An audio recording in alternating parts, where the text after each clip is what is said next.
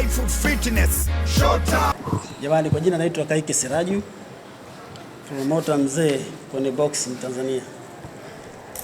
Kwa mimi nilikuwa nataka nipigilie msumari kwenye hili swala la kubwa, ni ushirikishwaji umekuwa ni finyu sana katika chama cha mapromoter.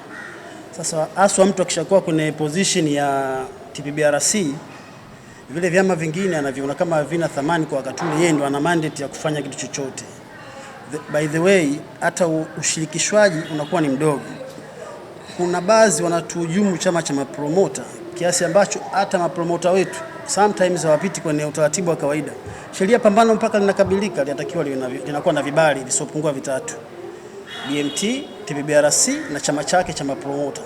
Kwa sababu promoter yote anavyoandaa lazima kuna utaratibu upitishwe, na ndio utaratibu ya kuandaa zile kanuni za kuwa na vyama vingi. Vyama hivi vya mashiriki vilianzishwa kwa utaratibu uliokuwa umebarikiwa na BMT na kusajiliwa, kwa maana kwamba tuliridhiana kwamba utaratibu uwe huu.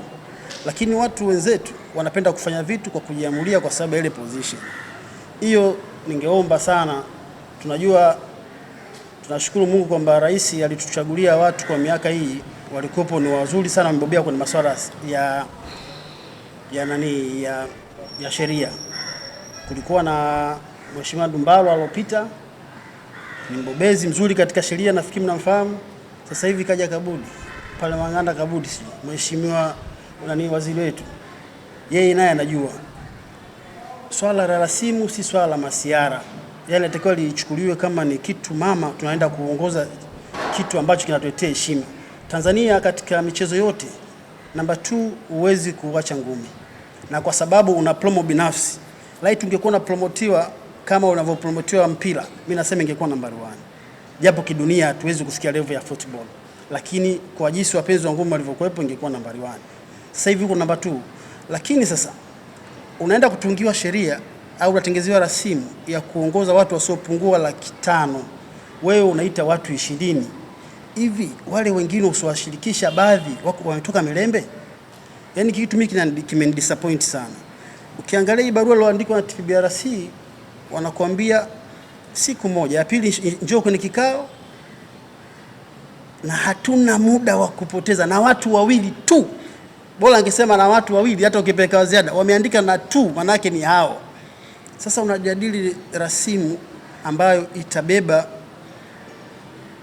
mzigo mkubwa wa kutengeneza boksi ambao sisi tulioianzisha. Mimi na mapambano zaidi ya 180 nimeandaa, lakini tumeitoa ngumi mpaka wanaingia kina Modewi, wamekuja wamekutana na vipengele vigumu, wameondoka.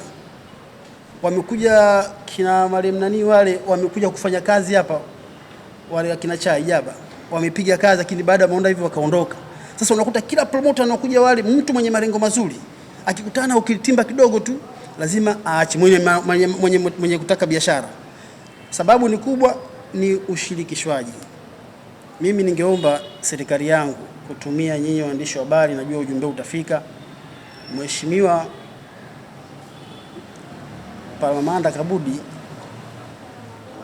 Palamagamba Kabudi, yeye ni mtu makini sana na yupo kwenye upande wa sheria vizuri.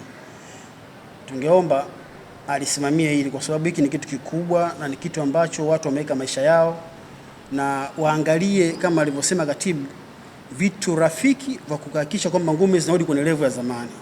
Kwa mpaka sasa hivi hatuna bondia wa kujivunia. Wakiondoka hawa tuliowatengeneza nyuma, Cheka amepotea, amerudi chini, kabaki ameenda kwenye mambo yake. Sasa hivi tunajivunia kuanzia kina Ibrahim Class, tutajivunia kina Nasibu Ramadhani, ndio wanakwenda kina Fadhili Majia na wengine. Wakiondoka hawa, mimi sioni mbadala bado. Natafuta competitions za kutafuta wale, sioni, kwa sababu mapromoter halisi wale wanaotengeneza zile mbinu za kusababisha kuwakamata wale hawapo.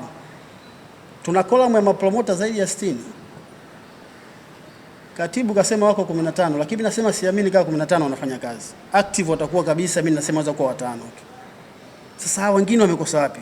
Sasa ukitengeza kuendelea kuweka vitu wa ugandamizaji, tuseme ubepari au tuseme sisi ndio lugha tuseme tulikuwa tunasoma sisi zamani, kitabu cha Manenge na Mandawa watu wanakijua kile.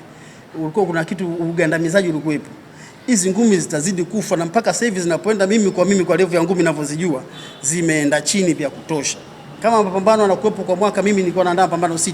Siandai hata moja. Kwa muda miaka mitatu. Serikali imekosa hela yangu kwa muda miaka mitatu.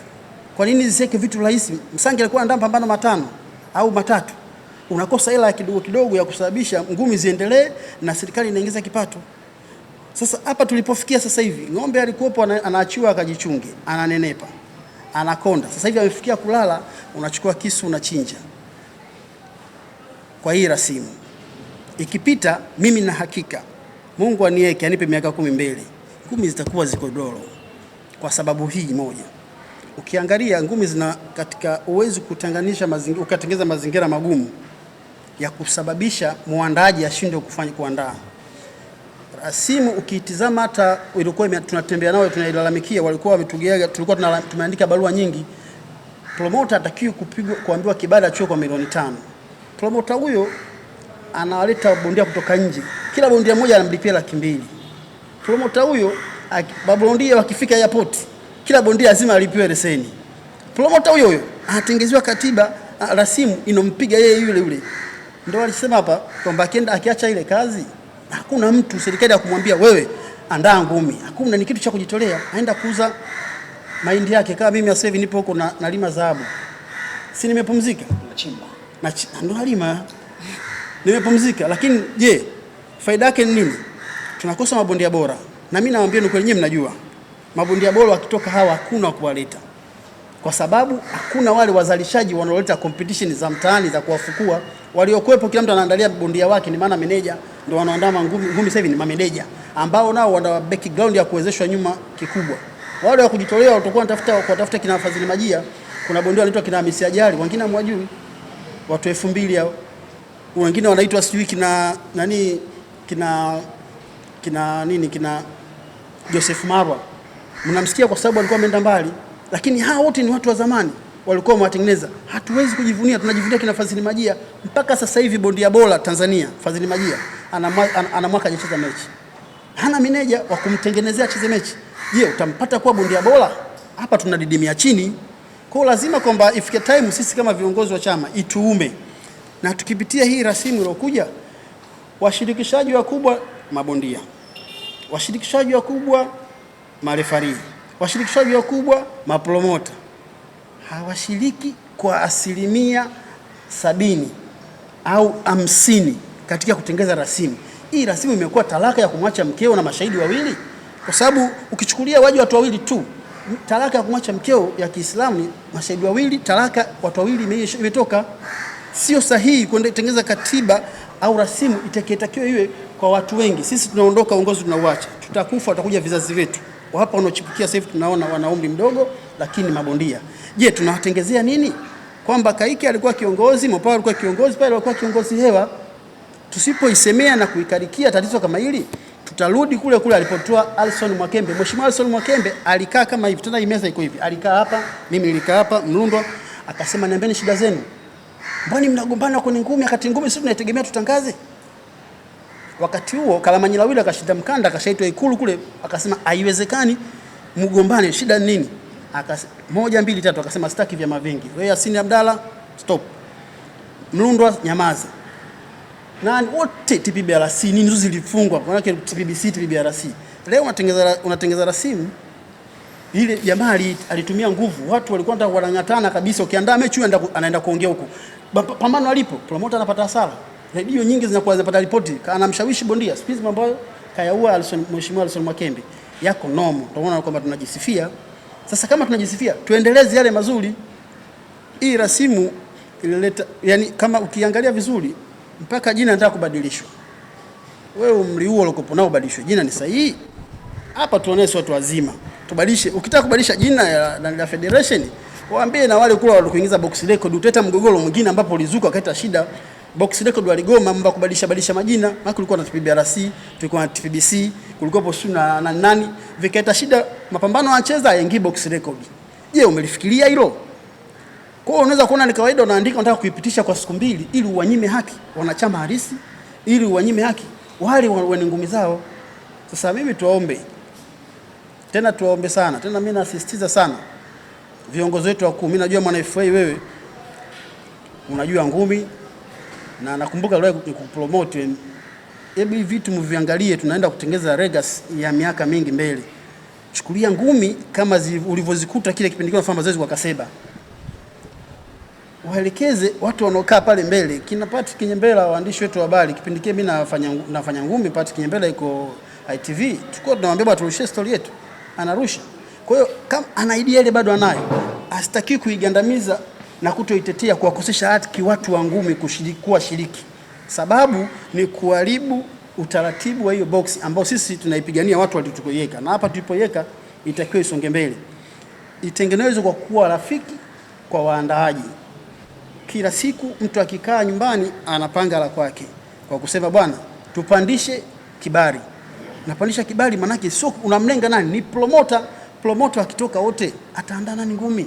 Kwa hiyo niombe viongozi wangu wakuu, najua Neema katibu mkuu wetu, wewe tumetoka na wewe mbali kabla hata hujakuwa katibu. Hili libebe hili, kwa sababu washirikishwaji, unajua hata kama tunatengeza katiba ya kuwa na chama kimoja cha TPBRC, tuliambiwa tuzingatie na vyama shiriki, na ndio maana tukatengeza katiba ya vyama shiriki vikaingia gharama.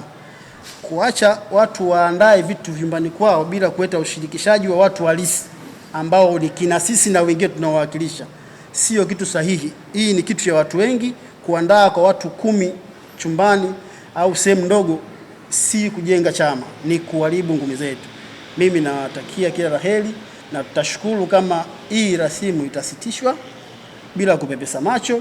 Ikiwezekana ile kamati iongezewe watu wengine wenye uchungu wa kufanya ili jambo, mchakato wake uende kiurahisi na ufuate utaratibu kabisa, kwa sababu lisiwe kama hivi kitu cha maamuzi. Kuna siku moja simtaji mtu, lakini kiongozi pale pale nilimwambia, mbona unatupandishia bei kama dukani kwako umeweka bidhaa? Kwa nini usitushirikishe kwenye kila kitu? Unajua ukipandisha bei kwenye mfano nataka niandae pambano, najua utaratibu wa kawaida shilingi 5,000, nakuja na shilingi 5,000, naambia bwana nishapandisha toka juzi, ukitaka fanya, utaki acha. Hii ni biashara. Sasa ni biashara, si ya duka lako. Kwani maduka yako mangapi? Biashara duka lako unaweza kulipangia sheria kwa mara moja, lakini likiwa la watu wengi unawashirikisha wale wenzako, jamani nafanya hiki na hiki na hiki kwa manufaa, wote mnapitisha, amwezi kutengeneza migogoro. Lakini hii inaongeza kuleta migogoro. Kwa hiyo mimi niombe viongozi wangu wakuu, tena nasema wakuu, kuanzia Mheshimiwa Waziri, Naibu Waziri Paul Makonda, Naibu Waziri Bwana FA na Katibu Mkuu Neema Msita. Nafikiri sura yangu mnaifahamu. Tutengeze ngumi kwa manufaa ya mabondia na mapromota. Na sasa mtuendo sana sisi mapromota, kwa sababu ndio tunasababisha mabondia nakula, refaria nakula, waandishi wa habari wataishi, na tuseme na makocha wanaishi kwa kutegemea huyu mtu mmoja, ni promota pekee. Na promota hapati msaada wowote kwenye serikali zaidi tu ya kodi ya kulipia vibali. Usisahau kulike page yetu ile ya UKC TV. Fanya namna hii, au sio? Asante sana. Mazoezi afya.